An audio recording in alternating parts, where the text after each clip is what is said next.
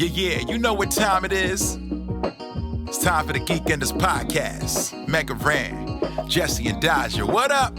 Let's go. Yo, it's the weekend. Yeah, it's time to geek out. Let it begin. Go on, stream and shout. It's Jesse and Dodger, so give them a follow and see what the Geekenders are all about. Yo, it's the weekend.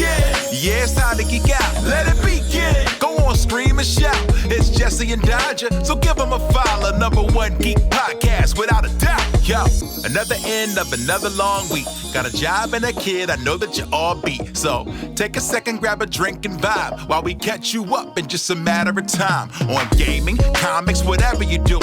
If you're nerdy like us, then you know you should tune in. Thank you for sharing our world with us. Now follow, subscribe, and turn this up. Yo, it's the weekend. Yeah, it's time to geek out. Let it begin. Go on, scream and shout. It's Jesse and Dodger, so give them a follow. #1 geek podcast, without a doubt.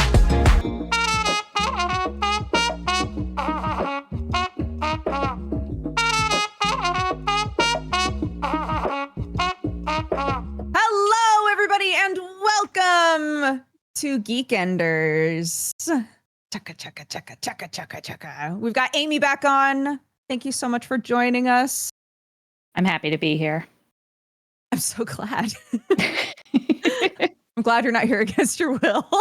No, I'm here because I had many friends tell me that there's been a problem, not just in your circles, but in my circles about this stuff, about Final Fantasy Magic the Gathering. You showing that off, huh? Cardboard? You showing off the big bucks. Oh yeah, the big bucks. We'll talk about it at some point. How that shouldn't be the big bucks. I'm so ready for the Magic the Gathering hot takes. The hottest takes, which are actually like pretty cold takes within the Magic community.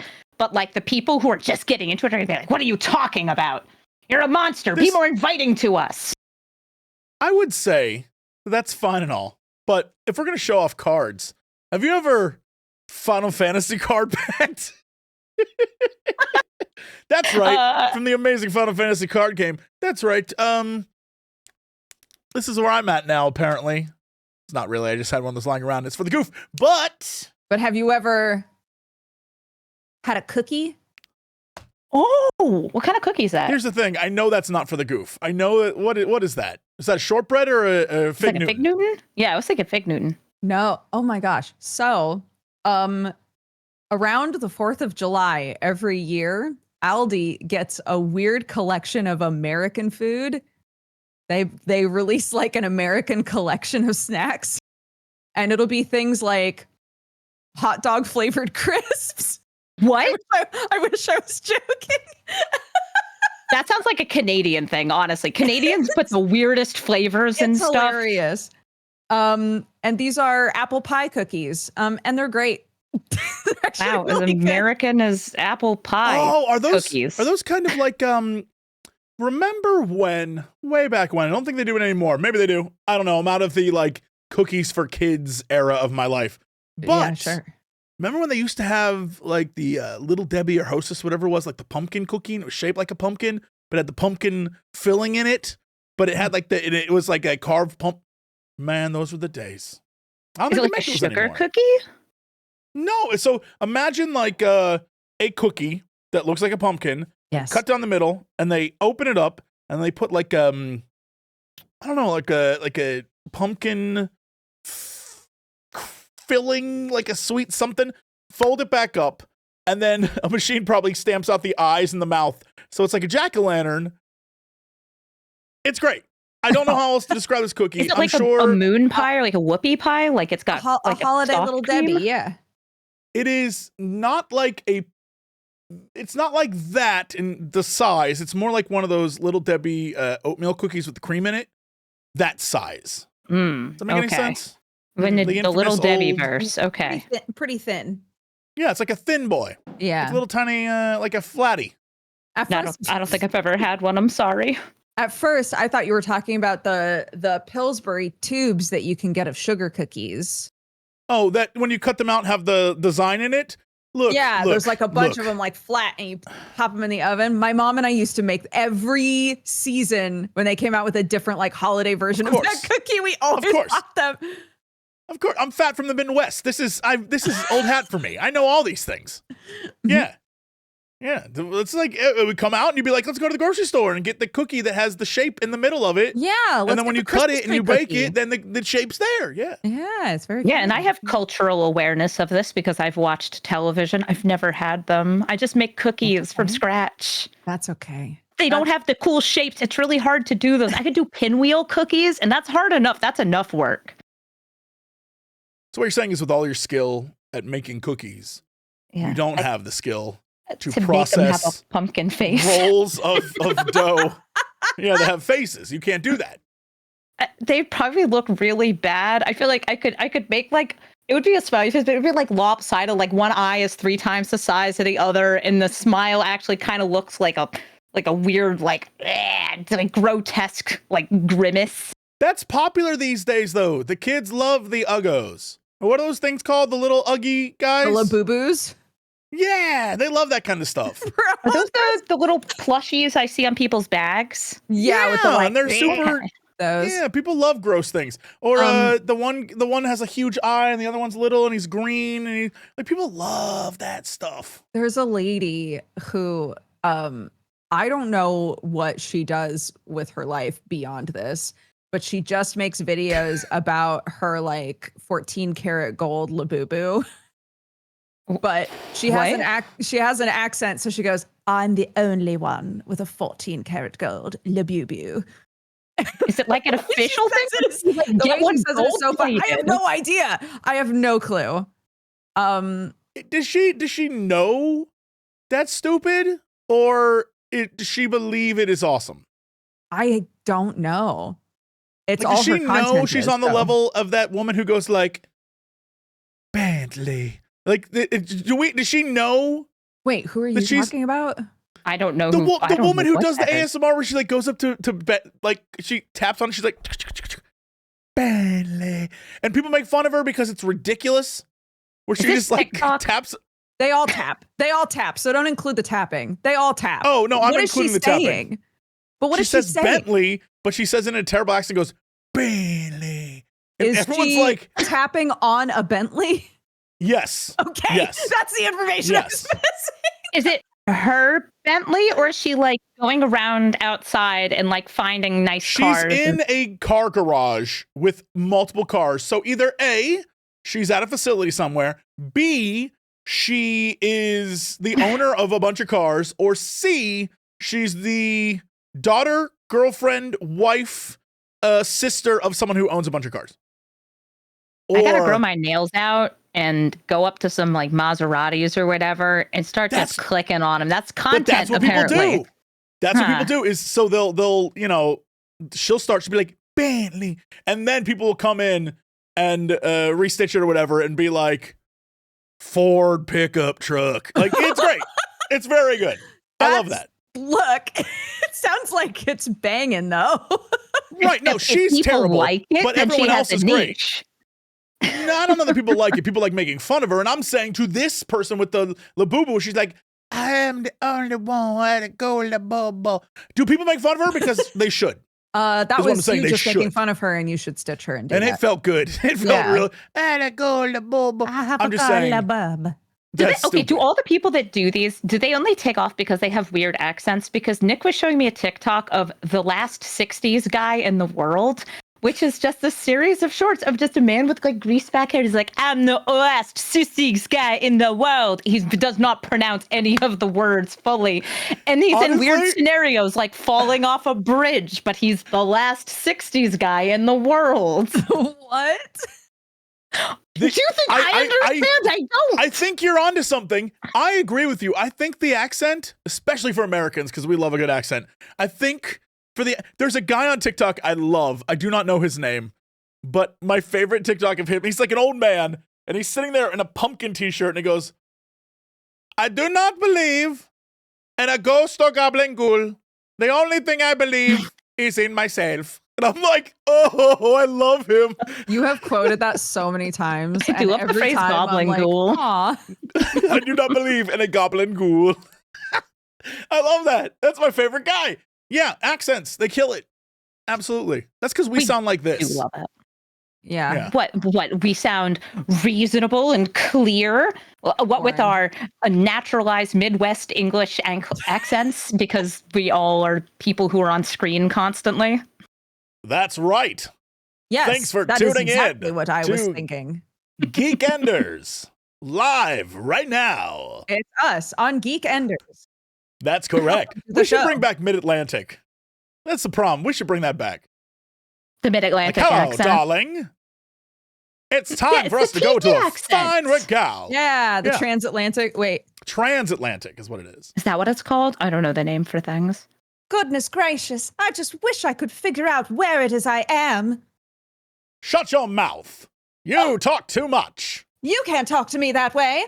I'm a I modern can. woman. It's 1945. I can talk however I want to people. Yeah, that. Like Just your bring that long back. cigarette prop, because you know Yes. it's with the times. It's with the times. Right. Mhm. Mhm. I Oh, fought a great war. I can do whatever I want, whenever I want. To be an American man, a white American man in the 50s. Oh, God. It really is quite good. Anyway, off to go get a job with no education. Bye, losers. Yeah, those were the days.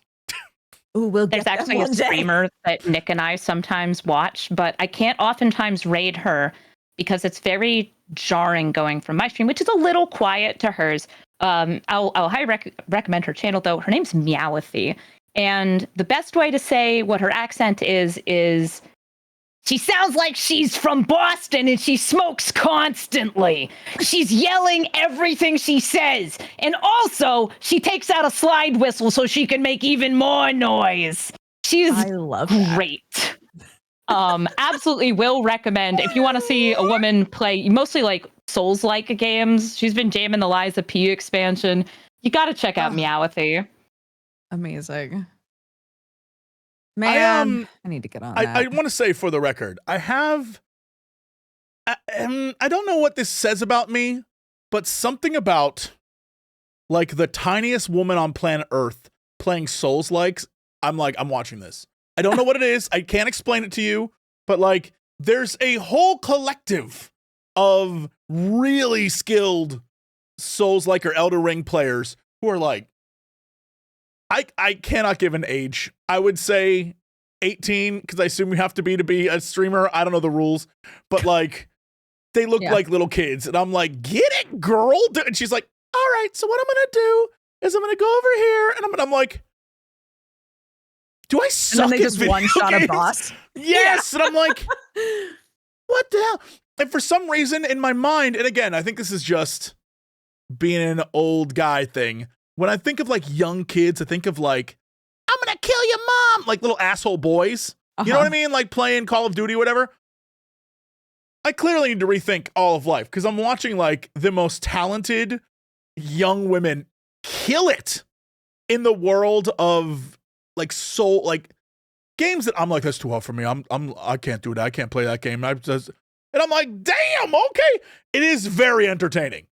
Especially during like speed runs. These games were ones you could grow up with. Now you have like, this girl was probably like 9 when Dark Souls 2 came out or whatever, and she saw somebody play it with, this is my new hyperfixation, and now she plays all of them, and this is her thing. And it's like, wait, oh my God, when did Dark Souls 2 came out? Oh no. Don't look.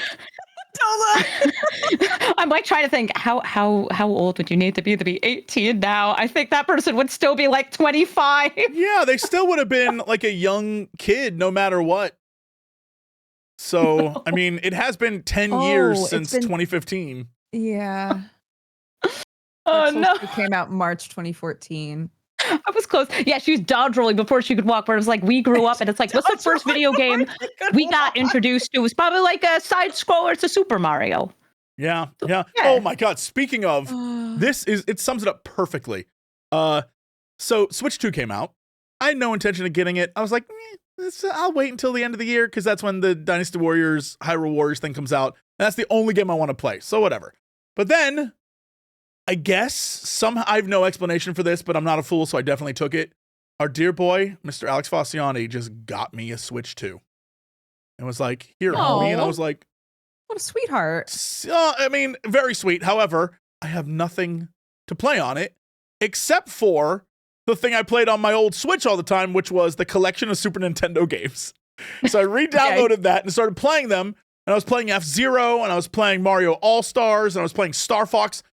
And I realized while playing it, those games are not that complex. There's a reason why I'm very skilled at those and not a lot of modern games. I was like, oh, I don't necessarily have to be great at this. It's just memorizing when to do certain things at a certain time, which I absolutely get is the Dark Souls vibe. But this, as you play controller versus this, is a totally different experience. Hey, you do not use all of the buttons on a modern controller when you are playing something like the All-Stars collection, the old school Mario games. You use left, right, A and B, and then you press start sometimes to pause. And that's about it. You don't even use, I guess some of them use the bumpers to do the spin, but it's like, you play like Breath of the Wild, you play Elden Ring, you play any of these games, Liza P, whatever, you're using every single button. And sometimes literally it's like, my hands are like this. You have to hold a button and then use another button to access a menu to get to another thing in the middle of combat. And you're like, my fingers weren't built for this. Yeah. I go left and I go right and I jump. Which makes me appreciate anyone who can do that stuff well. I'm constantly blown away. I love watching people play Souls-likes because I'm not good at them, but I like living vicariously through people who are. I also don't want to watch people struggle. Is that weird? Like, I don't want to see people bash their head. I want to see the No, I want to see the people who are like people who are like who crush skilled. them. Yeah. Yeah. I love a good like speed run. I love games done quick. I love watching, like, my favorite games done quick I've ever seen was I don't know, it was this dude, but it was like a whole group of people. And the whole premise was, we're gonna play Castlevania Symphony of the Night backwards. I'm like, how do you do that? They bugged their way to the final boss, beat Dracula, and then worked their way back through the castle and killed every boss. I was like, this is the coolest thing I've ever seen. That's what I love. I love people who are just too good for their own good. It was great. I love that kind of stuff. Mode. Oh my gosh. And they're going through it like, all right, I've killed Dracula, but now I have to escape the castle. Right. That's sweet. Yeah.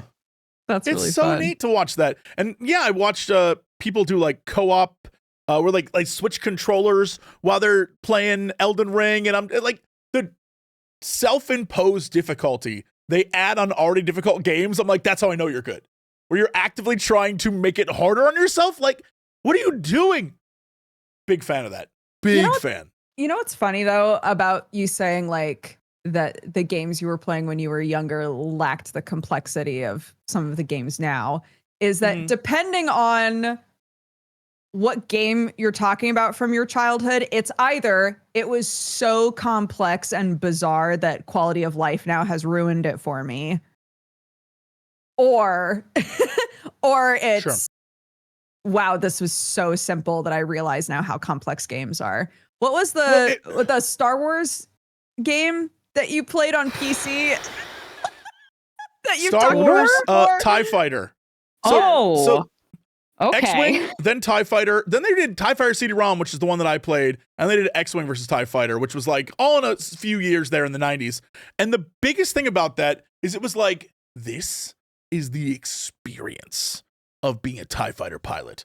So I'm going to say 2/3 of your keyboard is used to manage all sorts of aspects of your ship. And at the time, it seemed perfectly fine. Going back now, it's on GOG. You can get it. It's super cheap. If you were to play it, you'd be like, what the hell? Because it was based on like flight sim games. It was meant to be like, hey, you've got a dashboard. It's not like, I am just flying a plane. It's like, no, you're flipping toggles. Yeah, but at the same time, like, to say that I was into it is a lie. I was like I was part of a forum online where we'd make campaigns for each other in the editor and then submit them for other people to play. And we do like little Star Wars stories. Everyone on the website had their own capital ship that would be the star of their story. And so you'd be like, all right, and people started doing voiceover. It was crazy. Like that was a hell of a time. But also looking back, that was 20 years ago. I don't know how we did any of it. It's insane. It's very obtuse. Like it isn't good.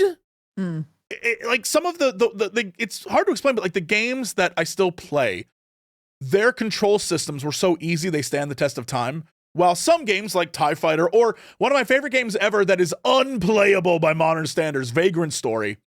Vagrant Story is an incredible RPG. It is kind of like a Soulsy thing before they existed, but the mechanics of it are so backwards that the jump and attack button are the same button. It just depends when you use them. It's insane. So if they ever remade it, they have to remake from the ground up the mechanics of the game. Right. Like it's truly maddening. But with that said, it's a great game, and there's a lot of amazing games, but because, we didn't have this, we had maybe this, or we had this, but nothing up top. Or we had the weird, like, there's a thing in the middle.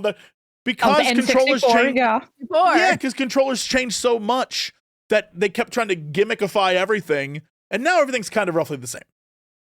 And so it's a weird vibe to go back and play some of the old games that you were like, man, I was really into that. And then you try it and you're like, what the hell? And then there's some games. Control schemes are a godsend, though, because, like, yes. When I went, this is before the remake, when I went back to try to replay Mass Effect 1 to be like, I want to start dating my favorite characters again. And I was like, oh, this is bad. I can't. I'm with you on this. I'm getting kind of nauseous trying to move the camera in the right place. Yeah. Somehow I made it through COVID, not getting COVID. And then at the end got COVID. It was like, cool. So I had to stay home for, I don't know, like 2 weeks. And in that time, I decided I'm going to replay the Mass Effect trilogy. It's on sale for like $6. I'm going to play all 3 on my old PlayStation. Let's go. Yeah, Mass Effect 1, kind of a mess. Looking back, I'm like, it's not really that good. And then I played Mass Effect 2 and was like, yeah, it's fine. But like then I played Mass Effect 2 and was like, no. There's a reason why this one rocks. This is like, out of all of them, Mass Effect 2, I got 98% of the achievements without even trying. I loved it that much. And this is having played it again after X number of years and was like, this game's so good. And then I played 3 and was like, it's fine. I enjoy this. But one of the things I learned is all 3, I just used a pistol. I didn't get any other guns. I just used a pistol and was a badass and was like, did I screw up as a kid? Did I think like guns that shot a lot were cooler? I'm walking around. And then the third one, they're literally just like, the last weapon you get is like a James Bond-esque super pistol snipe, like with a silencer on it. And I was like, I was missing out like a fool. Oh, what a fool. What a fool I am.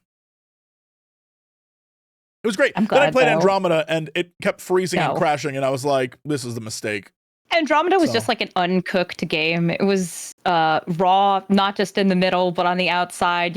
It was runny. It was not great. I remember playing a demo at PAX East and being like, hey, this is all right. It just kind of feels like I'm playing Mass Effect 3, but with different characters. And then you got the actual game. I think Nick and I played for like 3 hours, refunded it, and we're like, this is not good. I downloaded it because I was still sick, and I was like, well, I got time. And I'll give Andromeda a shot because I tried it for like an hour when it came out and was like, this is garbage. But it's been years now. They updated, they changed. It's going to be so good. I started playing and I was like, all right, this isn't bad. Like some of the characters are annoying as hell, but like they always are in these games. That's fine. And then at a certain point, I realized 2 things. 1, there's an online component that it doesn't work that great anymore, where you have to like send troops to go do things. But like you can also buy exclusive units. I'm like, why would I? Anyway, so then I was like, screw it. Let's just do the missions. Let's focus on the story. I'm not going to do any of this side stuff. I just want to see what the story of this game is because maybe that's good. And then I did the first mission. I go to some underground layer thing. And after I escape, when I load into the world, only the roads have loaded in. Nothing else has loaded. I reset the game. Nothing else has loaded. There's a video out there of it somewhere where literally, if you drive off the edge, you fall through the world forever. You die, you respawn. It was permanently broken. I was like, well. It's a soft lock. Oh, no. Oh, that sucks. And this was X number of years later. I was like, this is a trash game. I was like, I don't know what happened, but this is garbage. And everyone's like, it's good though. I'm like, you can't convince me. I played it. I'm not going to even have this conversation. It's not good. Yeah, and that's after it kind of got patched. Yeah. Be more fixed. Yeah, I tried playing it at launch, and that's when I refunded it because, ooh, not good. Yeah, not a fan. However, I will still say Mass Effect 2, still one of my favorites. Yeah. It's a great role-playing game. Like, the combat system was one of the first ones to use, kind of like the modernized combat system. The driving was so much better than Mass Effect 1 that, honestly, I'll forgive it of any faults beyond that because I'm trying to play Mass Effect 1 and the car missions are so bad. Man, it's especially like when driving it's like an RC car, like in real life, and you're like following it around. Yes. Like, I hope it. Oh, I flipped it over. Especially when every car mission is like, there's a worm, go kill that worm, and you're like, again, God, all right, cool. It's like, pew pew pew. It sucks. I hate those car missions. Not a fan, but you know, I'm excited to see. I guess they're making another one. Making another Mass Effect? They said they were enough time to actually be made and completed. I don't know if and they are, considering everyone complained about the last. Look, I had a ton of fun with the last Dragon Age. Everyone was like, "It's garbage, it's trash." I was like, I had fun. I was kicking dudes off cliffs. I made a little dwarf. I was hitting on other dwarfs. It was great. People were like, a lot of people trash. really And I was enjoyed like, it. Yeah, it's all right. I mean, it's just divisive. Divisive is different from most people find it unplayable or on the unfun. internet. There's no such thing as divisive. It's either garbage or the best thing ever. There's no in between. That's just how it works. And I had to check this because it is currently Steam Summer Sale. Happy Steam Summer Sale to those of us who buy many games and never actually have a time to play them. You can get the Mass Effect remastered trilogy, the Legendary Edition, for $6 for all those games. So that's if what I you're did looking way back when. Yeah, good little time Or- waster. You could get Rocket Rats for $2. or hold on, let me verify this. Or He's looking at Monster Prom. Yeah, all of them. Or you could get all of the Monster Proms for It doesn't matter how much they Or cost. You should play them. you get Monster Prom 1 for $3, Monster Prom 2 for $3, Monster Prom 3 for $5, or Monster Prom 4 for $13. Just saying. And Monster Prom 4 Just saying. just came out in like the scheme It of did. video game time. I know it's been a little bit, but it just came out. Just came out. Just saying. Mhm. Just saying. That's cheap. You could play 2 Monster Proms for the price of the damn Mass Effect trilogy. Shit. Although it does come with a really funny achievement in the Mass Effect remaster, which is if you date the same character through all 3 games, it gives you an achievement at the end. Is it just like monogamous? Yeah, it like saves your file. I think it's like she's the one or he's the one or whatever the case may be. But the problem is that I got a thing for blue alien women, and she's only in 1 and 3. So the fact she's not in 2, I had to reject everyone. I was like, sorry, lady with the ass, you're not for me. It was great. I had to really, really man up for that. I was like, no, my blue doctor, I love you. Yeah. We all have our really proud type. of you. And most of our type is probably Tali, but like you couldn't date her. That's the first one, I'm pretty sure. That's true. That's true. Yeah. She's very sweet. I'm gonna say too needy. Y'all are into needy people. I'm just saying it. Too needy. It's not her fault that Help she me, can't be help close to me. germs. Help me! Even I'm though gonna she wants die. to. Help me! Yeah. Yeah, Jack actually- top tier. Ignore chat. Chat's like, I love red flags and murder. I mean, she looks cool. That's got to be She looks something, great, right? but she's badonkers. Get out of there. Run. It's Jackie. Yeah, I'm a Garrus it's a girly. I know what I like. Garrus I rules. did Yeah. actually finish a game though this week. I did you check finish? something off of my like Steam list. Yeah, I played Blueprints after many people told me to play it, and I sat Nice. down. I played it once about 4 weeks ago. Then I got really bogged down with the Final Fantasy stuff coming out. And then I played it again yesterday, and I got an ending. I'm going to go ahead and say I got the credits to run that counts as beating the game. I said the exact same thing. Everyone was I like, would say- you completed the tutorial. Congratulations. And I was like, no. I got an ending. I got an ending. Don't take Credits this from ran, I me. won. Yeah, I would say ignore everyone who's like, you barely experienced it. You did. You barely experienced it. There's so much more. But because I have put in so many more hours and not gotten like, here's another ending, I'm not sure I ever will. There's so many puzzles and so many things that I just stopped. I was like, I feel like I've done enough. I know enough of the story. I know the plot. Some of these are so obtuse that require you to like have the certain room at a certain time. I'm like, I got other stuff to play. Yeah. Yeah. And so you're definitely fine walking away. Yeah. And for anybody who's thinking about like, hey, what puzzle games should I check out for this year? You should check out Blueprints. Blueprints is great. Yeah. And Yeah, the other game that I think it's not a puzzle game, it's an RPG that everybody has told me to play, but I haven't played is Clair Obscur, but like I'll get I there. haven't played that. I just beat it this past week. Did it change your life? Do you feel emotionally fulfilled? Or like, did you for a moment? Like 1 minute? Here's the problem. Everyone in chat while I was playing was having like theological debates about the ending. It is an ending that is definitely going to make some people cry. Here's the problem. I am damaged because I played Final Fantasy 14, and it's an ending that Final Fantasy 14 has done numerous times. And so I'm already like, I know how I feel because I've made these choices before. And I'm like, I'm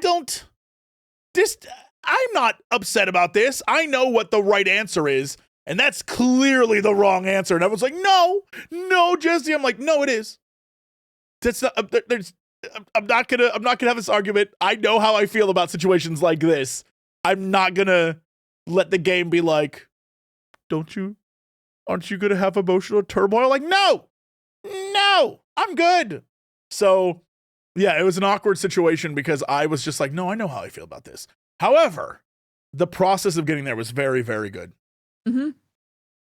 I love that. I feel like it's a game I only want to play if I have the time to commit myself to it emotionally, which probably means like 10 years from now when I'm not working as a streamer maybe, and I can actually play it for myself.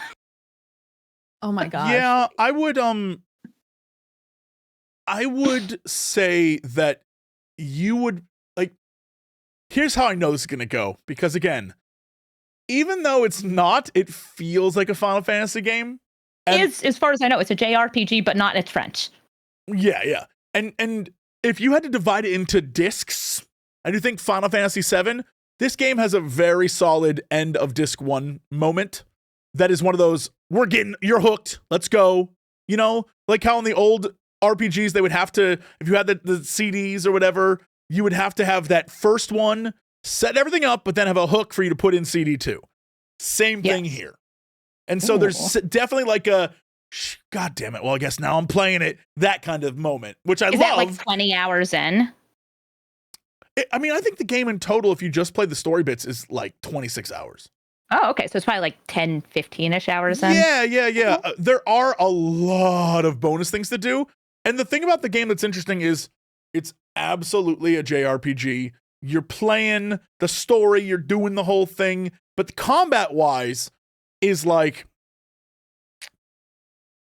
almost as frustrating as playing Dark Souls 3 kind of stuff, where you'll be playing it, and yeah, you can take hits, right? But they add the mechanic that was featured in like, I think it was Legend of Dragoon and Mario RPG, where you can parry and you can like get bonuses on attacks and things. Dodge by like timing it.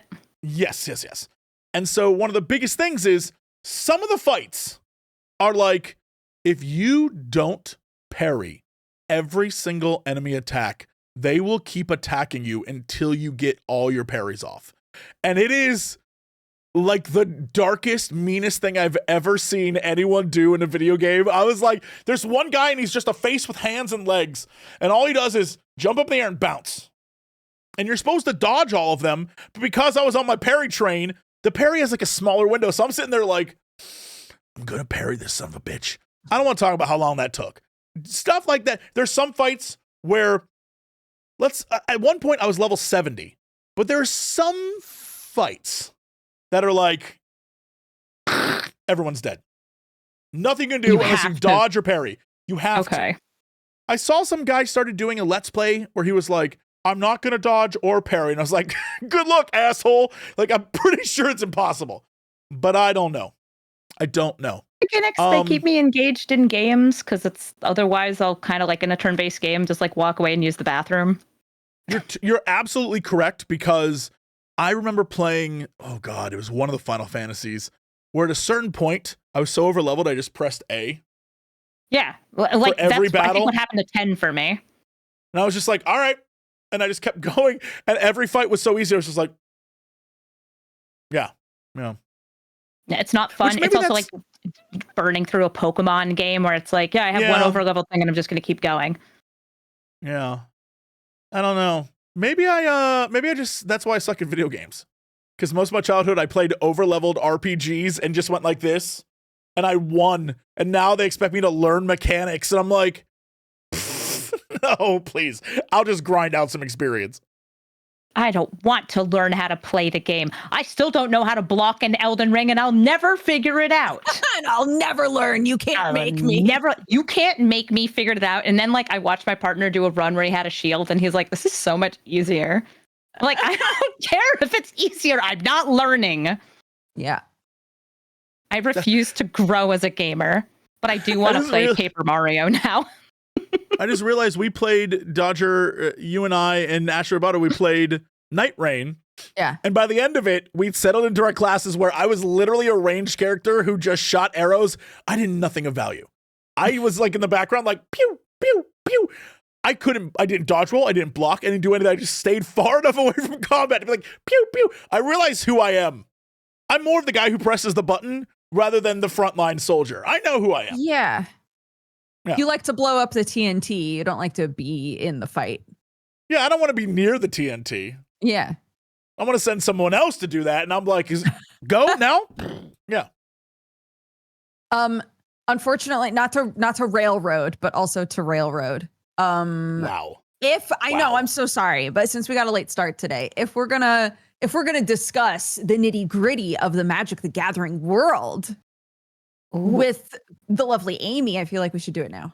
We could tie in. We were talking about JRPGs. You know what else is a JRPG? Final Fantasy. Yikes. You know what had a crazy expansion in Magic the Gathering?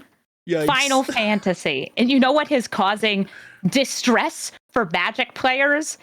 It's Final Fantasy. It's all been Final Fantasy this whole time. Oh my god! Why is it causing stress? What's going on with that? All right, so when you buy boosters, here's a regular booster. I have a prop here. This is Tarkir Dragonstorm. It's the last in-universe set that had come out before Final Fantasy. They cost a certain amount of price, and usually that price kind of goes up and down a little bit, sometimes falling down even below like MSRP if the cards in it aren't that powerful and not being played in a lot of formats. That's how it is. That is how it has always been. Then there's Final Fantasy. Now, Final Fantasy was being sold at a slight markup. And I don't mean like because it was in higher demand. No, like this is a $4 thing. This is a $5 thing. That's like the prices they had set. It's a little different than that.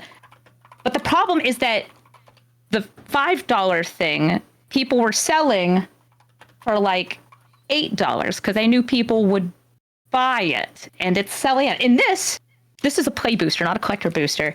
These are just going to keep getting reprinted. Like, this is not a limited edition product.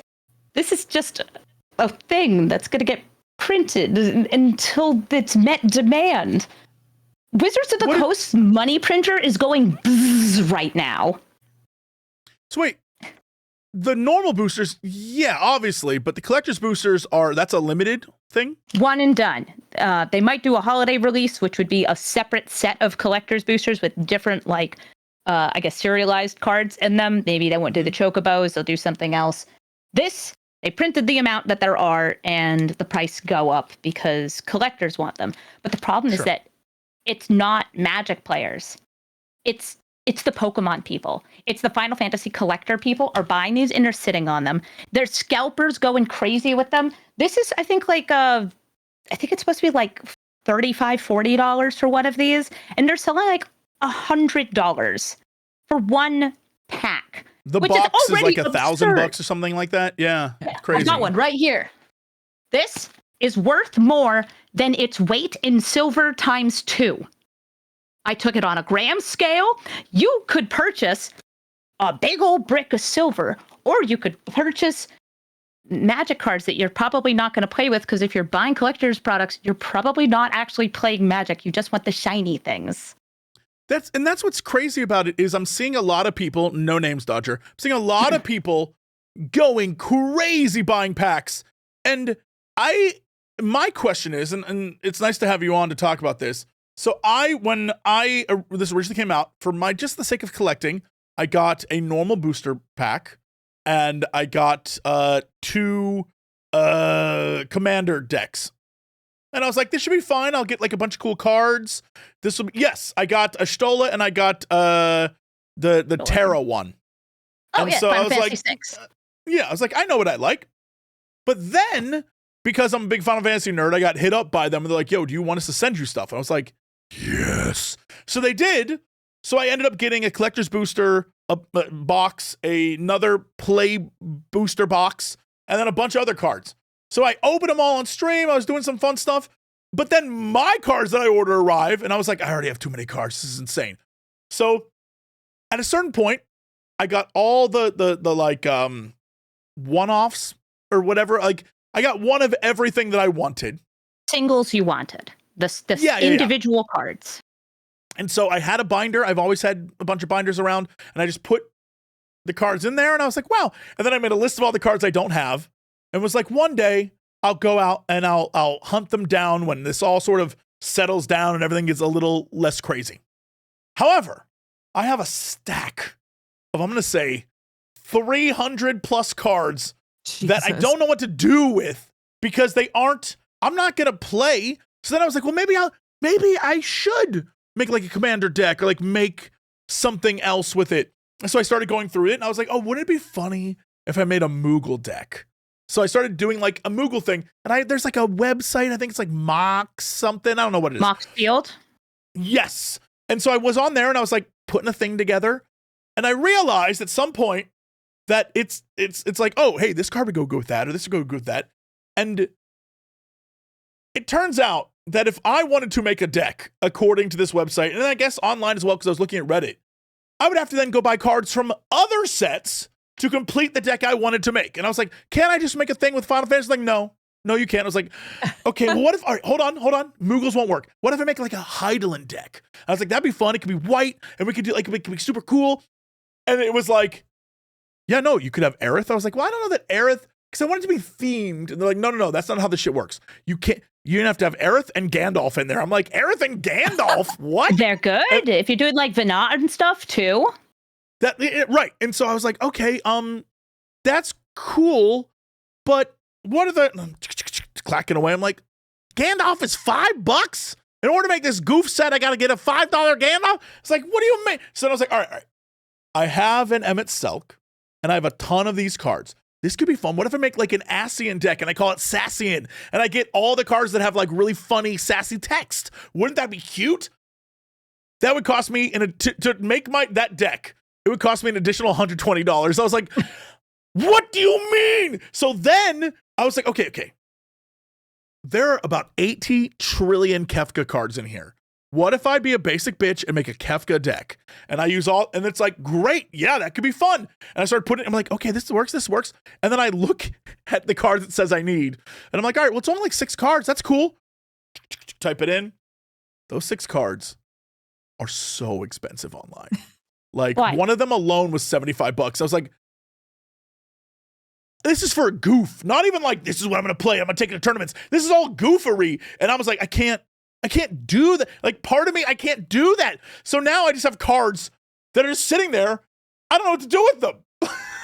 No, here you've fallen into a trap. And the trap was you were trying to optimize these decks instead of making them silly. You should do it silly. So I don't know if you have anybody you can play Commander with. Commander is what these products are. It's ones where you have a Commander, it's your face card. You could have Kefka, he's the face. You can always play him. You can build around a theme, and you just have to find the right power level play group to play with. And when you see a $100 card that people say, you gotta get it in there. Do you actually have to get it in there? No, unless you're doing a really specific combo. Like, that's totally unnecessary. I have decks that are like, it's $100 total. I have decks that are like $500 total. Oh, is the $500 deck better than the $100 deck? No, it's just because it has more expensive fancy lands in it. It makes it dumb. But yeah, I think like buying singles is the way to build a deck. But also, you don't have to make your deck super good. You can just make your deck okay. I didn't want, like my Moogle deck, I didn't want to make it good, but in order to make, because there's only exactly 4 Moogle cards total. Yeah, so it doesn't really work. Yeah, so in order to make a Moogle, because in my mind I was like, oh, many of these cards are like you put this card down and then you can use the Moogle tokens and just start spamming it. I was like, that's hilarious. I love the idea of an army of Moogles. It's very Final Fantasy VI. Let's go. That'd be hilarious. But anything to make it work was from other sets. So I'd have to just start buying. I was like, I just can't win. This is what, and the problem is because the Magic cards I do have from the olden days are literally 25 years old. Actually, probably 27 at this point. So most of them are essentially unusable. They exist, and I'd have to find a group of people that don't give a shit, but like, they're kind of, you know, there's more modern versions of cards that are just better. And I'm like, cool. So I think like one of the reasons that it's enticing, because people are saying like there's no reason for a newer player or for an unseasoned player to have like a tournament winning deck, right? Which is totally fair. But sure. I think the reason that it's enticing to look up an optimized deck is because when you're not used to playing or you've never played or you haven't played in a long time, it feels like there are 2 big variables you have to get a handle on. One of them is what cards should be in my deck, and one of them is how do I play it properly? And if you look up a deck, you don't have to worry about that one, right? You can be like, well, it's not the cards because people way smarter than me said these are the right cards. So instead, I can just focus on learning how to play properly, right? I don't think it's always about wanting to win. Sometimes it's like, I think that if I know I have the right cards, then I can just focus on understanding the game better, if that makes sense. Sure. But like a lot of people, they want to win. So they want to make even their kind of goofy themes as good as they can. And it stinks though, because people will fall into I have to have the best right now. I can't gradually update. Like maybe I play a couple rounds with my game or like with my deck. And now it's like, oh, well, I liked playing this. I'll spend $20 and I'll get some upgrades. But yeah, at least you were trying to build decks. I think that is a step beyond what a lot of people who came in with Final Fantasy did. Because a lot of them, they got these precons, which again, selling for way more than they should have. I even saw like the starter kit decks super marked up. I have all these here, by the way, because the same thing, Wizards of the Coast sent them to me. I probably would have bought like 1 booster box for myself. I don't buy collector's boosters. I'm not a collector booster person. I don't need fancy art. I just need the cards in some form. And if I don't get them, I can proxy, which is where I print out my own versions of cards. Some of which look semi-real. And they'll have like a fake card back, and some of which do not look real at all because it's like, I want to put my favorite My Little Pony character on this card, and I found a good art that somebody did of it, so I'll put it together.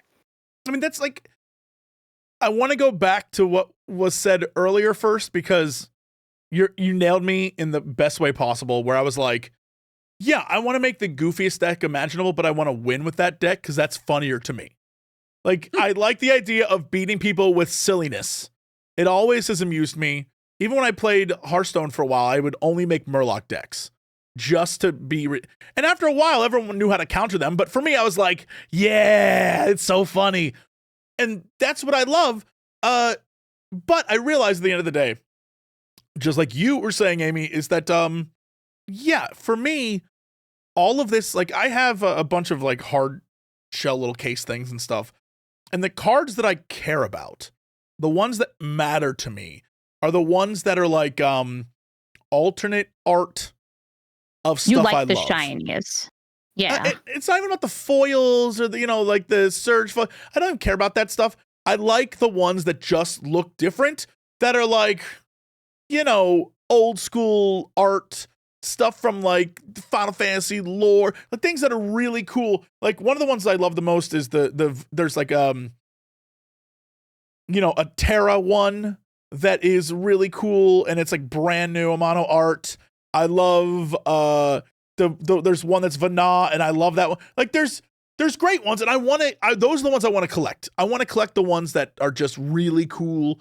The problem is some of them are valuable in ways that are not nerd related. They're more game related. Like there's one card where literally it's just the end boss of Final Fantasy IX, but apparently that card, when you play it, is really good in decks, like black decks, where I think if you play it, it does a thing, but also gives you 4 black land or some nonsense.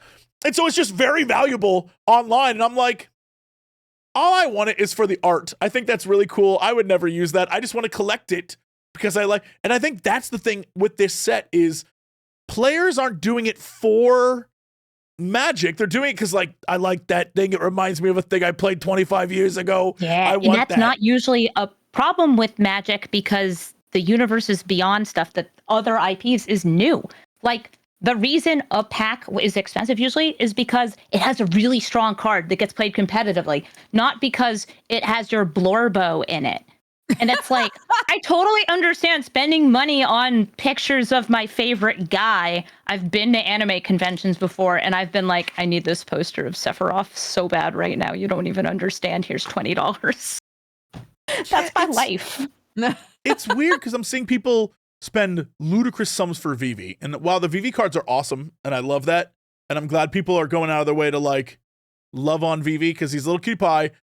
He's a great card and a great character. Yeah, it's just so much money. Yes. I can't believe how much money. Like I was, obviously I get it when the Chocobo cards are super rare and there's only so many, and you look online, they're like $1,000 plus. I'm like, I get it. They only made so many of those. It's fine. That I understand. That's scarcity and rarity and all that stuff. Fine. But then when you go down the list, like online, the list of, I need to look this up because it's so silly to me. What is considered important in the world of Magic the Gathering right now. But like, obviously, Chocobos, then Cloud, then Sephiroth. But then it like quickly devolves into, like all the first row, things that are important. They aren't important cards.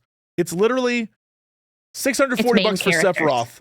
Cloud, Yuna, Lightning, Kefka, Tifa, Vivi, Sephiroth, the Buster Sword, Sephiroth again, Clive, Aerith, Emmett Selk, Go-Go, Vivi, Squall, Cloud, Sephiroth again. Every Sephiroth card, a banger. It's a good card. That's actually Bahamut. That's one of the weird overlay ones where actually the Sephiroth card, everybody wants pictures of Sephiroth. He's hot. I get it. But also, good card. Good card. Yeah, like, but again, Noctis, Vincent, Terra, Lightning again, Buster Sword again. We're still on main characters. I thought for sure something would be important, but no, most of it's just main characters and cool art. And I'm like, that's so it's funny to proving me. Amy's point, right? Yes. That like good these are news. primarily getting grabbed by people who just love Final Fantasy and have like favorite characters that they really want cards of. These search foils and alt arts, they usually, unless it is also a super strong card, don't sell for that much. A great like example would be the Doctor Who set. I have tons of search foils from Doctor Who, and they are worth pennies, even though they were the super chase treatment that you could only get in collector's boosters. It doesn't matter unless it was specifically one of the cards that's really strong. It was like Everybody Lives or Farewell, something that is actually seeing play. But with Final Fantasy, thankfully, as the set has come out, the prices are coming down and they're stabilizing because people are realizing it's not worth that much to Magic players. The speculative buyers from like the Pokemon universe, yeah, they're spending money on this, but it is starting to fall, at least for some of these ones. I had opened a Squall from Final Fantasy VIII. He's the main dude. He's the protagonist. I got a Surge foil of him. The card is not very good, but for some reason it was selling for like $100 at the time I opened him. And it was like, this is ridiculous. This is not a good card. I think it's down to like $30 now for that. And it will probably fall a bunch more as more people open these boosters and as the people who want these things get the things that they're looking for to, I guess, fill out their binders. And then the regular arts, as those get out in circulation, us actual Magic players can just snap those up for a couple bucks and build our decks. That's what I'm waiting for. I don't have a desire to collect like the foils and the really expensive ones. I just want to get one of every card, even if it's like the basic normal card. Like I don't. However, there are some cards that I'm just really impressed with the art, and I'm like, that's one I want to have just for that art. I like the way that looks. But you know, like a great example of what you were just talking about is I pulled a Surge Foil Tifa, which when it first dropped was $500 something. Now it's $121. And that makes sense to me. That drop, I expected to drop more. I'm like, I don't understand why it's so much, but like, okay. It's Tifa, right? I get it, but there's many. We hit the peak and it's coming down now. What's weird about it is it'll stabilize somewhere. I don't know where it will stabilize, but yeah. What's weird about it is that there are multiple Tifa cards. And the one that's expensive is the one where she's just like, I'm Tifa. There's nothing really exciting about the card. There's other ones where she's punching and kicking and looking like a badass, but it's just one where she's like, and I guess it's the art plus the fact that the numbers, like there's clearly reasons for it. It's the rarer version. It's the rarer version. It was made, I think that all the character arts are made by Final Fantasy artists. This one is Yoshiro Ambe. Yeah. And so like it's done by them. But if you want to see an expensive Tifa and you want to see what a actually very limited edition card looks like, there was a Tifa that was a promo from MagicCon Vegas. You could only get it if you were at this convention, you played in a tournament, and I believe got in the top 8. So there was like, I think like one of these tournaments each day. I think they might have been RCQs or something, like regional qualifiers. Yo, it's 2018? Is that the one? It's promo card 0002. It's the Nimayashi art, and it's got Tifa in her dress from the Honeybee scene. Yeah. And that one is going for like $1,000, and they were selling for at the convention. Like people picked them up and were like, "I will give you $2,000 for it." And that is the level of like sought after, because there were a very limited, like maybe 100 of these exist. It was for the top 128. There you go. So it was like 128 people have this card. That's crazy. And there's an even rarer one, I think, that's going to be popping up, and that's the Aerith. That's valuable. Now that's also, I think, I'm seeing online. Thankfully, there's a lot of like magic shops and things like that in the area here in LA. So I went to a card store and got one, so I'm fine. But they also have, if you play locally, they're giving away cards as well. And one of them, Dodger, you'll know this, is the Litibus scene where he's like, all my stones. That's it's just a D-Spark card, but it's like, that thing's like $80 to $100 online. It was a free giveaway. Like that, but I guess because you had to go to a place and it's rare in that. But this Tifa one, that actually makes sense to me. The card's awesome. Also, it's a good card. Like, yeah, the card's awesome. Tifa, I built a deck in Magic Arena. That's one of the digital platforms that consistently gets like turn 3 kills with Tifa. And I like released this right after the set came out. It was like, this card is a problem. You need to stop her. I had like, it was like a 95% win rate. And the one game I lost was to another Tifa player that went first. And I'm like, there's a problem here, and the problem's frickin' Tifa. It's this chick over here. It's so funny when it's like, oh, you think Cloud is strong? You think Sephiroth is strong? No, it's Tifa. You have to be afraid of Tifa. I mean, agreed. First off, yes. But also, like this, I understand rarity and people willing to pay for something. I get that completely. It's some of these other ones I just don't understand.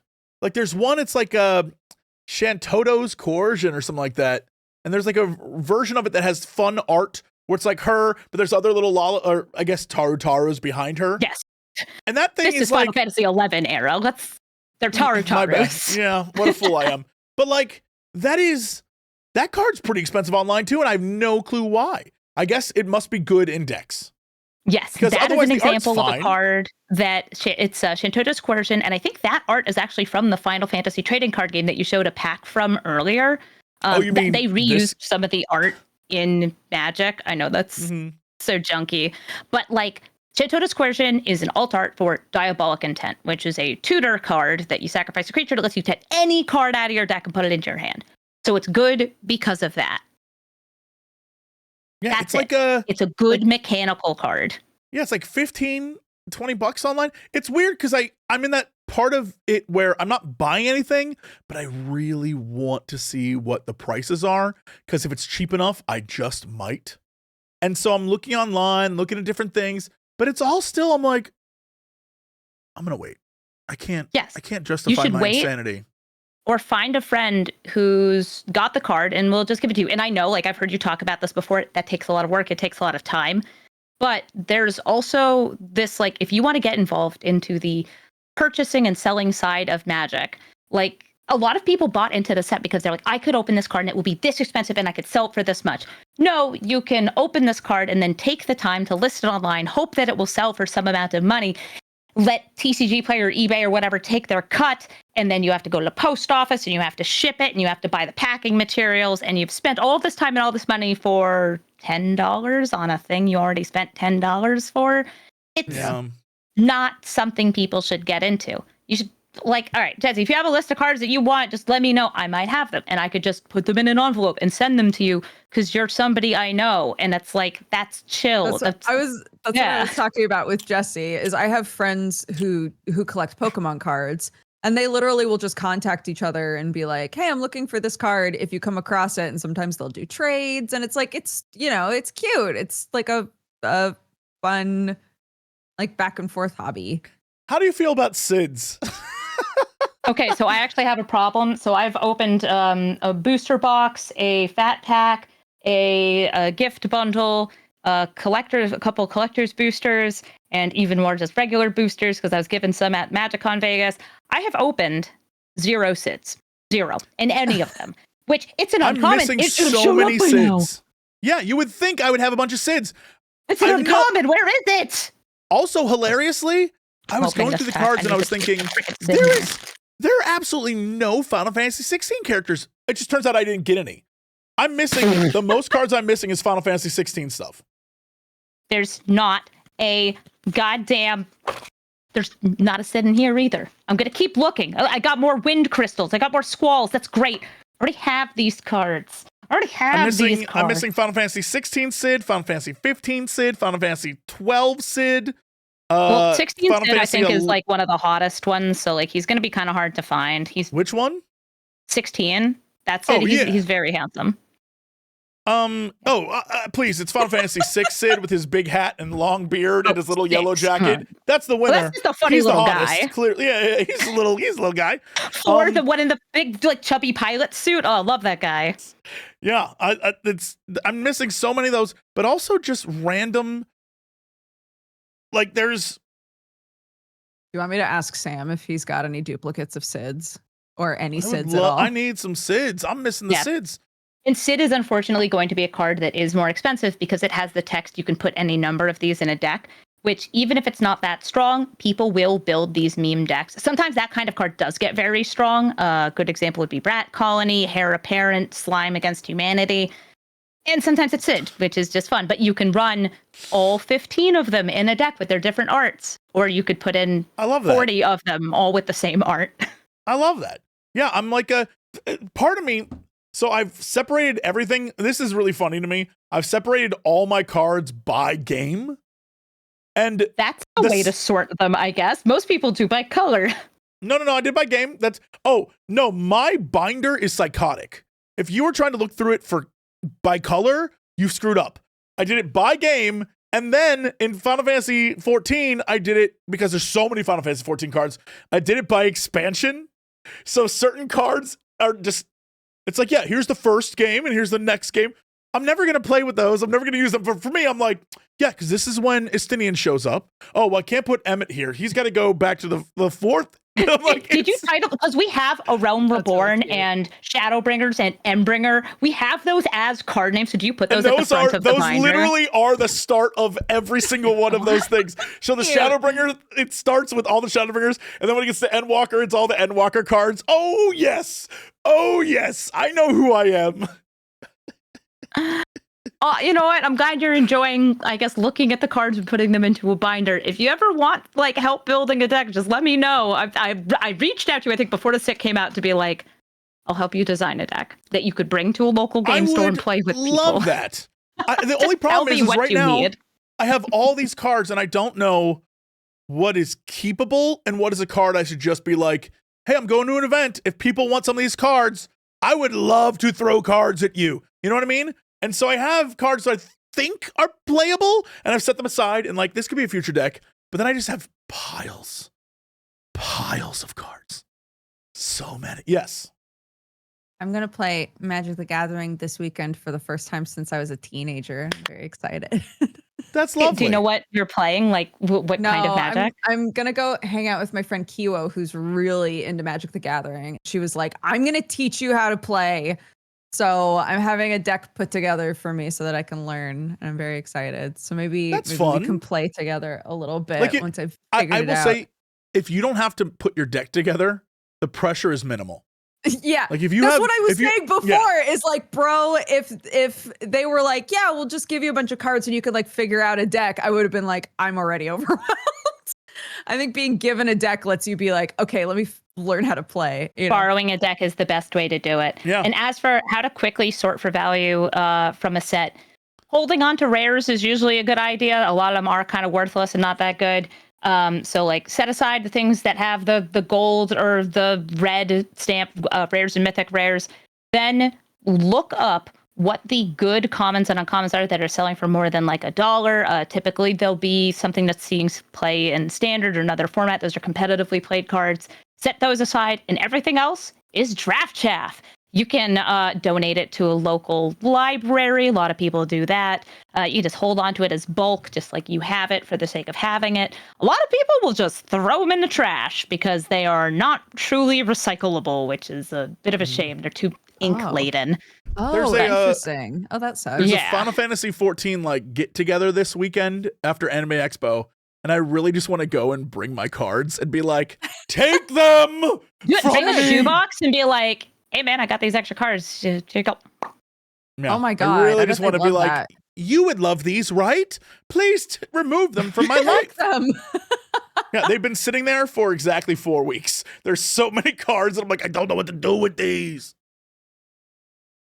No. Yeah, it's you can collect your pet cards though, but like everything behind me, this is pretty much all Magic cards. I have way too many of them, and I have like purged through the collection before of like, these are cards that are never going to see play. Occasionally, 5 years after a card comes out, 10 years, 20 years after a card comes out, they print another card that synergizes perfectly with a random jank card from ages ago. Yeah. And you can hold on to a card just in case that happens. But it's usually not worth it. That's so much effort. I must stress, I just noticed in the background the secret layer bag. I've never been so disappointed in a launch of anything in my life as the secret layer Final Fantasy stuff. That sucked. I was there exactly 1 minute after it went live. I knew I'd be in a queue. I was fine. I was like, okay, that's fine. I'll be in a queue. It was gone.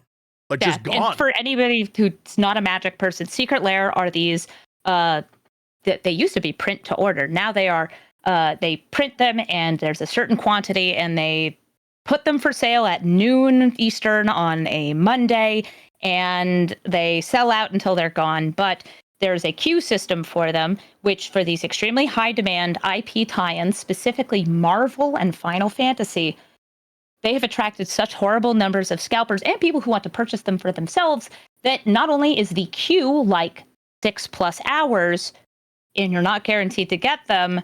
But also, there's essentially people jumping the line to buy these specially printed Magic cards.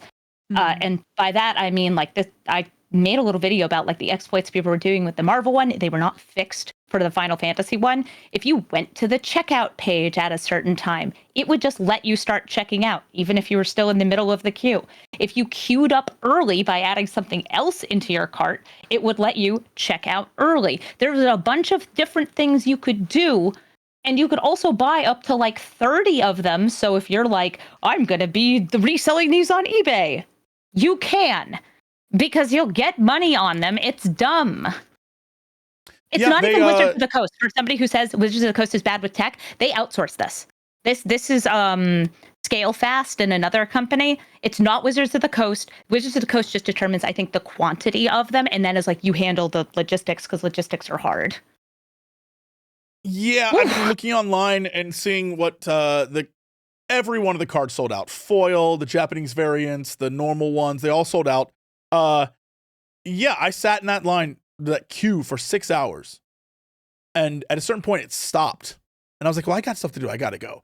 So I let everyone in the office, I was like, let me know if I make it through event. And eventually I did, and it was like, everything's sold out. Do you want anything still? I was like, no, shut it down. I'm so upset. Like, it took so long, I had to leave to go other places. That's how long it took. And yeah, you're absolutely right. Basically, the people in the front bought multiple packs. Yeah. And now also, if you go to eBay or whatever, they're to meet demand. Wizards of the Coast has a money printing machine, and people are lined up to give them cash for this. Yeah.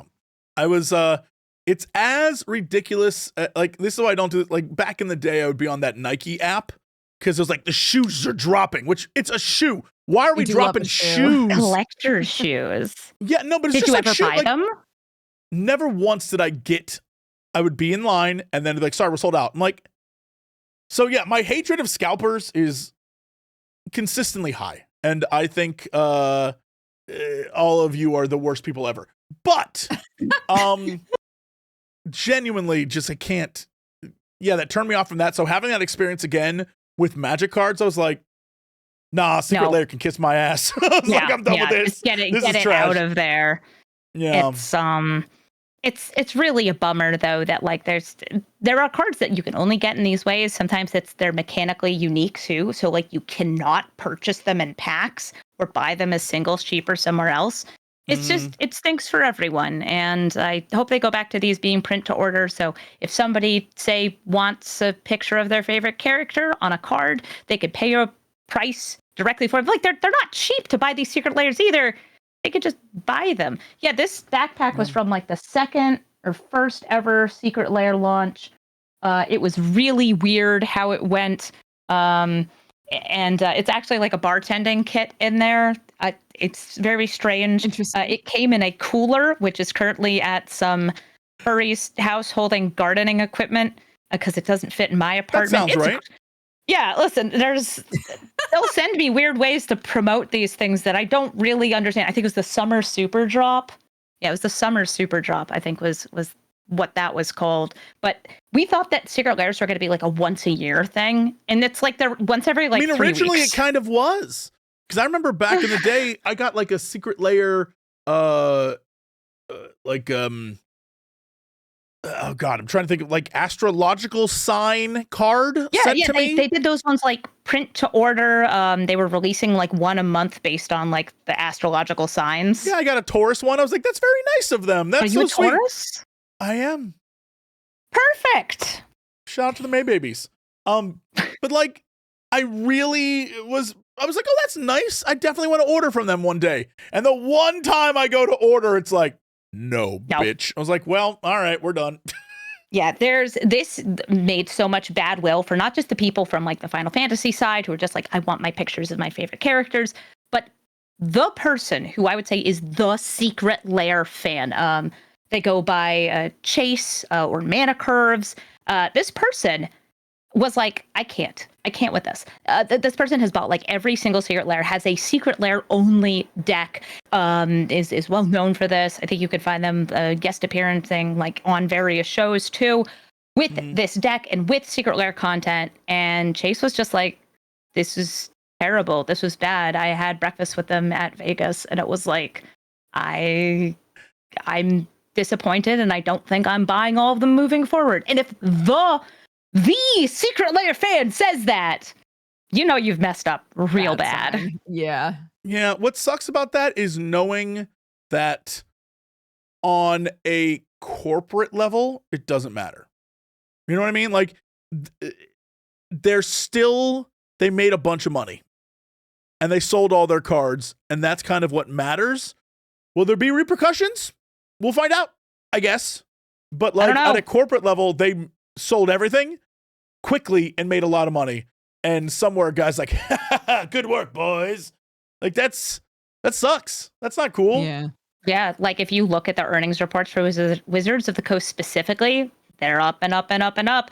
Hasbro, though, still slipping, still falling, and like they're propped up by Wizards of the Coast, so they're going to keep, I guess, bleeding that pig until they can't anymore, exchanging kind of this short-term profit for, you know, turning off new players. Because I think some people did get in with Final Fantasy and then immediately got out because they didn't like how this went. Yeah. I'll be interested to see what happens with the next set. Because I think, you know, that'll next be one's the interesting. Universes Within. It's Edge of Eternities. It has a cool story. It's space, kind of. It's the magical equivalent of space. And I think it might be a good set. I don't know. But right after that is Spider-Man, which I don't really know if I'm gonna like the Spider-Man. I like Spider-Man characters, but there's a whole IP kerfuffle with it. I play mostly digital. We're not actually getting the Spider-Man cards. Not because they're not legal in the format. They are legal in the format because of probably a competing Marvel IP agreement with Marvel Snap. They cannot print Marvel characters into Magic Arena. So instead, we're getting, I guess, Arachno Boy. We're going to get completely different art and different names of the exact same cards. So I'm just out here like, am I going to have to memorize 2 names and 2 arts for every single card? Because I think I'm going to. I'm not going to have Doc Ock. I'm going to have Nurse Squid, and I don't know what's going on. I have never wanted to play more. When you tell me that I can be like multiple armed limbed man, I want that. It's going to be like legally distinct cards that are the same, and I don't know how much they're going to lean into that, or if they're going to be like, that so badly. I need it to be Nurse Squid. I collect I'll those. be disappointed if it's play. not now. They're not getting printed in paper. They're only in digital. But people have already said, like, I'm going to print these out. I'm going to bring these to my local tournament because they're legally what it looks like on the card in the game. So why can't I? That's so funny. I've been seeing a lot of the Sonic ones lately. Which I guess are probably Secret Lair, I think. Yeah, it's a Secret Lair. Nice. I hope it doesn't crazy sell out because I want to buy. I'm letting you know it definitely. Everyone's like, oh my god, it's selling out immediately. Which again, part of it's because the Shadow card is really good. Which they made Shadow the frickin' Hedgehog into a competitive card.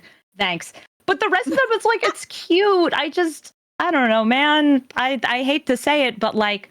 I'm a nerd who's friends with a lot of other nerds, and a lot of them just kind of really like Sonic, like really like Sonic, like really like Sonic, and they want those cards. We're aware. Yeah. We have a friend who we outed as a huge Sonic fan because he has a bath mat that sexually harasses him. So it's I'm sorry, what? It's a bath mat, and it's. It has Rouge the cat on it, or Rouge the bat on it, and it says "pissing all by yourself, handsome." Oh, I love that picture. Yeah. That's what he has. I know exactly the picture. Yeah, I don't know if I could say this on your show, but does your friend also have the matching Shadow the Hedgehog nice cock or no? We did look up the matching Shadow with the gun? Hedgehog one. Yes, yeah. Oh yeah. Yep. Yeah. He will insist to this day he's not a Sonic fan, but No. He was like, it's just a good goof, guys. I don't actually like Sonic. Sure. He's like, just because I had a Sonic OC with a backstory, I'm like, dude. But like, who doesn't, guys? We all know at least one Sonic fan that's really into Sonic. Yeah, no, I follow a bunch of like my friends on Tumblr, and I love when I'm like scrolling. Oh, there's Sonic and Shadow, and they're kissing. Okay, that's great. Scrolling. Like, yeah, that's my bud from high school. We're great. Yeah, the only experience I have with Sonic besides the old games, I haven't played any of the new ones, but like the old games and seeing the movies, which I thoroughly enjoy, is living vicariously through Crendor, because he, like, for some reason goes to Sonic things, and he went to a Sonic concert and he got COVID there, and I was like, that makes so much sense to me. Everything about what you just said, I went to a Sonic concert and got COVID, speaks They are volumes. not known for their hygiene. No, it's like there's like Magic fans, they're down there, and like Yu-Gi-Oh fans, and then there's like Sonic fans, they're under the table, kind of rolling in something. I don't know. I don't want to know what it is. It's COVID, all right. I guess. I saw a Final Fantasy guy post that we all need to stop falling for big industry telling us we need to use deodorant. Our own body scent is fine. And I was like, don't do this. No. Don't listen to Is him. it a joke? Please tell me it's a No, joke. it's like, no, it's a real thing where he was like, he's like, we've been told that we need to, my body doesn't smell at all, and I don't use any deodorant. I was like, no, don't do this. Please don't do this. I was like, you got to be around everyone. Don't do this. Go into a card shop on a hot, sweaty day. Like, it's like 90 out here in Boston, and it's like 70% humidity. Go into your local card shop. Sure, they got AC running. Not enough. Not enough. AC can only do so much. Oh, it really can't. I love somebody's like, yeah, Yu-Gi-Oh has a hygiene policy. They had to implement a rule specifying that you could not use how disgusting your body is as a weapon to try to win the game because of the card Yu-Gi-Oh Friendship, because it required a handshake from your opponent, and people would stank themselves up to be as untouchable as possible, that they had to implement a rule. Other games do not have to implement a rule because they are so stank nasty. In Magic, there's just kind of like, generally you have to be like, have sportsmanship. So that will include things like having decent hygiene practices. Yes, there's, if you look up hygiene rulings for Yu-Gi-Oh relating to the card Yu-Gi-Oh Friendship, which is like Yugi and Joey, or Jono, whatever you want to call them. And yes, this is real. I love that. I did not know that. I hate that. One of the funniest things I've ever heard, because it makes so much sense to me. Ugh. Ugh. Yeah, it's whenever like a weird outside the game rule for Yu-Gi-Oh is made, it usually has something to do with a person doing something weird at a tournament. Like the deck size rule got implemented. In like Magic, the deck size rule is you have to be able to shuffle it unassisted unless you are disabled. And in Yu-Gi-Oh, people showed up with a deck. There's a great photo of some men in like Blues Brothers suits holding a deck box that is like this long, genuinely over their shoulders, like they're holding a giant like flag roll or something, walking into the tournament.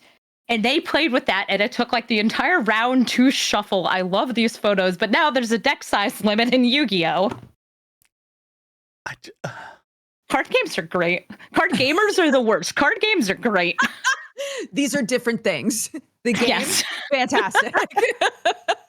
Was that a judge for the event? Oh, that's great. Yeah, it's so funny of just like, yeah, well, if there isn't a rule, something about dogs playing baseball, right? Was it dogs playing basketball? Guys, I haven't seen Air Bud for a very long Air time. Bud? Air Bud was football, basketball. Air Bud Cinematic Football, Universe? thank you. I think they did each of them in sequels, and I only watched them on like direct-to-TV, like VHS or whatever at a friend's house. So I'm sorry, I don't think I've actually ever seen the original Air Bud. Oh my gosh, really quickly before we do outros, they still make like little like series shows for kids.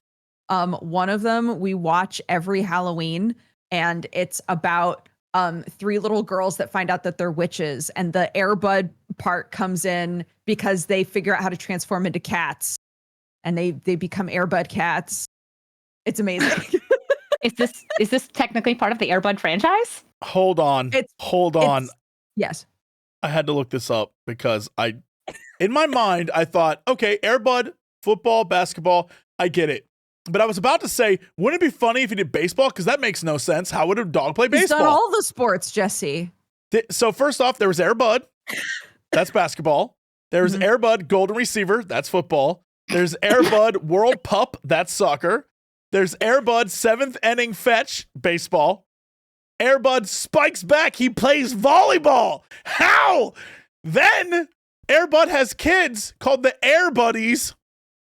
And there's Air Buddies 1, and that is it's about the dogs being cute, I guess.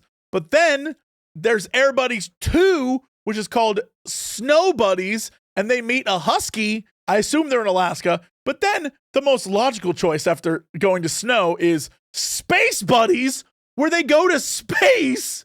Yeah. Then there's Santa Buddies, where they meet Santa, Spooky Buddies, where they get haunted, Treasure Buddies, where they go treasure hunting, and Super Buddies, where they're superheroes. But that's not all, because then they released 2 more movies, one called The Search for Santa Paws, and then Santa Paws 2, The Santa Pups. This is out of control. This is we flew too close to the sun with this one. And that's not even everything that like the Air Bud company has made. Those are just the Air Bud universe movies. That's because at least the first ones had amazing like puns to the name. They just gave up. They're Golden like, he had kids. Receiver's crazy. That's such so a good. That is such a good name. There's a oh my god, there's a spin-off movie. There's a spin-off movie called Air Bud MVP. What do you think MVP stands for? Most valuable puppy. pup. Most valuable primate. It's a story about a monkey playing hockey. They let a monkey play hockey. There's nothing in the rules that says a monkey can't play hockey. I guess. No. I don't even. You know what? Sure. There's a YouTube. Why not? There's a YouTube trailer, and it is exactly what you would think. Wow, great! So glad I looked into that cinematic universe. Man, we've covered so many bases today. We asked so many good questions about Goofy. Just like Air Bud. Wait, when he ran the bases. Hey, anybody who's listening right now, just so you know, during the pre-show, Amy and I really did a deep dive about Goofy. So his marriages, his divorces, his children, his adventures, his friends. Go look it up for yourself. Have a little adventure. Wow. Amazing. Unfortunately, we have to start wrapping up here, gang. I don't mean to stop the Air Bud exploration, but I'm just glad I know about it now. Actually, you know what? I'm not glad I know about it. I'm a little upset that I know about it. This isn't knowledge I want in my head, and this is going to stick with me forever. That's fair. Well, while you're poring over that information, what else are you going to be doing this week, Amy? I'm going to be playing Magic the Gathering over on my Twitch channel, twitch.tv/Amazonian, which is what I do like all the time. Whoa! Yeah, we get our dabs in before they kill Jesse. I mean, I've been playing with the Final Fantasy cards. I build decks around characters in a format called Brawl, and I'm actually releasing a whole bunch of Final Fantasy IX stuff this week because it's Final Fantasy IX's 25th birthday. Wow. Happy birthday! I guess Zidane and Kuja and Garnet and all those. Amazing. Oh yeah. What about you, Jessup? What are you doing? Well, man, I'm going to keep. So I started it was a brand deal, but now I'm just addicted. I was playing Rogue Trader, never have before. I love Rogue Trader. Love it. I am going full chaos. From moment one, I was like, pure heresy. Let's go. And it's been a joy. When I was playing, chat was like, there's a DLC you can get where you have a hot goth mommy. Immediately stopped the brand deal, downloaded the DLC. I was like, all right, let's do this. So now I'm going completely psychotic evil. And everywhere I go, I'm just trying to figure out what the best chat option is to get people to turn. I'm having a wonderful time. And then, I want to jump into the altars because that game, I want to see the story so badly. Hopefully it has an easy mode because I don't want to do the mechanics of the game of like managing. I don't want to manage. I just want a story. And then hopefully when all that's done, I'll jump into very easy mode on Death Stranding 2. That I'm very excited for. I love that he put in, here's the story mode. I'm excited. I just want to see his goofy story. I liked the first game, but it stressed me out so much. Now I'm like, good. I don't have to deal with all that other stuff. Fantastic. So thanks, I'll jump into that Kojima. at some point. Yeah. Yeah, Sam hopped into Death Stranding 2 and did not play the first one. He just watched like here's everything that happened in Death Stranding 1, and he's been loving it. So yeah, Death Stranding 1 is a fantastic game and metaphor for life. Like, it is very clearly a metaphor for the internet. And I don't want to spoil like the message at the end, but it's very clear. And then the sequel is very clearly like, maybe we went too far. And I love that. I love that he's like, yeah, the internet connects everyone. It makes everyone feel better. Like, and it's like, no, we screwed up. We shouldn't have done all this. And I love that.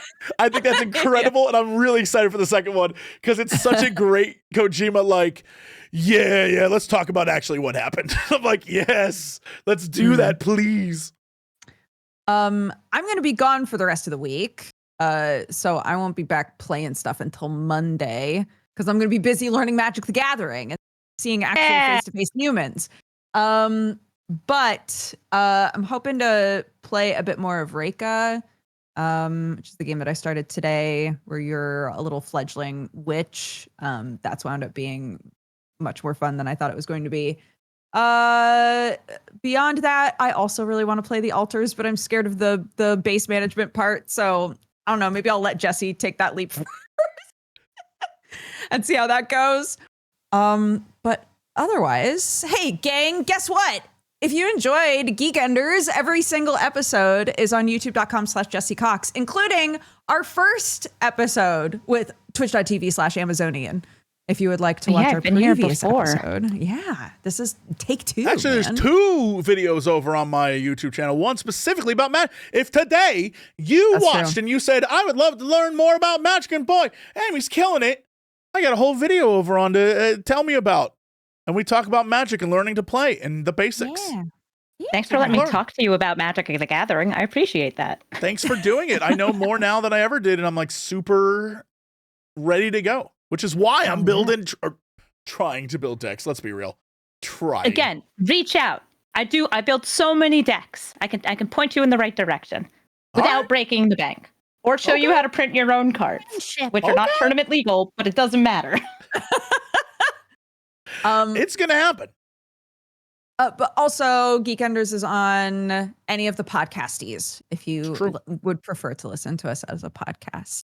Otherwise, take care of yourselves. Have an amazing weekend, an amazing week next week, and we will see you on the following Friday.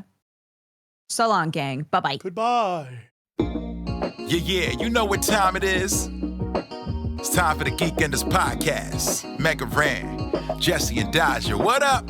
Let's go. Yo, it's the weekend. Yeah, it's time to geek out. Let it begin. Go on, stream and shout. It's Jesse and Dodger, so give them a follow and see what the Geekenders are all about. Yo, it's the weekend. Yeah, it's time to geek out. Let it begin. Go on, stream and shout. It's Jesse and Dodger, so give them a follow. #1 geek podcast, without a doubt. Yo, another end of another long week. Got a job and a kid, I know that you all beat. So take a second, grab a drink and vibe while we catch you up in just a matter of time. On gaming, comics, whatever you're doing. If you're nerdy like us, then you know you should tune in. Thank you for sharing our world with us. Now follow, subscribe, and turn this up. Yo, it's the weekend. Yeah, it's time to geek out. Let it begin. Go on, stream and shout. It's Jesse and Dodger, so give them a follow. #1 geek podcast, without a doubt.